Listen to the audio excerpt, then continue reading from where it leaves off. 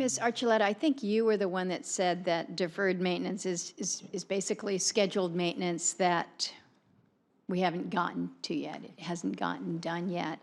And I want to have a discussion about investments in cyclic maintenance.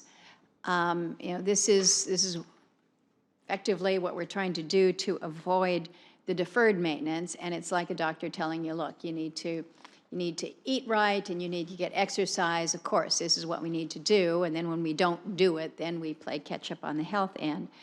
But I'd ask you, and I'll start with you, Mr. Cameron, how do we find this balance between the deferred maintenance, which is substantial, and what we have to do to maintain just good health here within our public lands, this cyclic maintenance, and as you discuss that, walk me through how these decisions are made in terms of whether or not a matter, an issue, a project is part of the cyclic or the deferred. And I'll give you my example here. I mentioned Polychrome Pass out in Denali. We know that the fix here is going to be extraordinarily costly. It's not going to be easy. In the interim, we've been patching the road together using cyclic funds. So you've got certain areas of the Denali Park Road that are included in the deferred maintenance budget, but Polychrome Pass area is not. So who makes those decisions? How do we make this determination? What is deferred and what is in that ongoing scheduled cyclical maintenance? Senator, it varies a little bit from bureau to bureau, but at a high level, all of our land management bureaus have a process for prioritizing their maintenance budgets.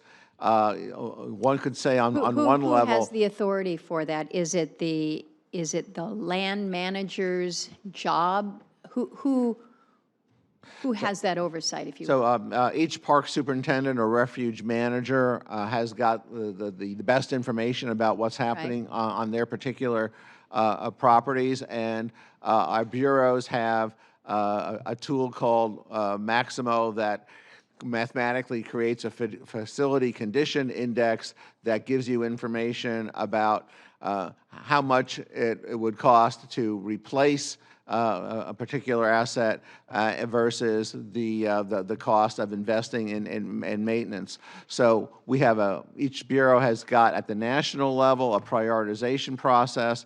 This information at the field level is fed up to the national process, and we at least in the Park Service, we try to budget major investments at the national level. One exception of that would be under So Florida. for instance, would Polychrome Pass then be viewed as a major investment because of the cost? I would have to look into that. I don't want to mislead you, Chairman. I just don't know off the top of my head where Polychrome Pass. I'm just wondering, it sounds like with this matrix, if it is really expensive, we don't want to use scheduled or cyclical funds for that. We're going to put it in the deferred maintenance category, and then it just gets worse and it gets more expensive. So how do we ever achieve this balance? Obviously, we are not in balance yet. And how do we get there? I mean, there's been some good ideas, most certainly with our public-private partnerships, more that can be done outside of appropriated funds. But it seems to me that this prioritization issue is something that we have really not been able to wrap our hands around. Chairman Murkowski, we try to emphasize public health and safety related maintenance investments first. We also worry about the health and safety of our own employees who may be working on a facility in terms of employee housing, for instance. And in some sense, our cyclical maintenance problems are deferred maintenance problems in waiting. And I don't think we really have a bright line between this is a deferred maintenance problem over here, and this is a cyclical maintenance problem in another area. We try to look at the visitor experience, health and safety, and access issues, and invest in the President's 20 budget, $1.1 billion in maintenance across the board of all of our bureaus, where we're going to get the biggest risk reduction, if you will, for the dollars that are available. So let me ask on that, because Senator King has noted the impact on Acadia National Park. You're loving it to death in terms of those that the public visitors. In Alaska, we're very proud of our 3 million visitors that come to the state every year. It's extraordinary given the fact that we've got a population of 720,000 people.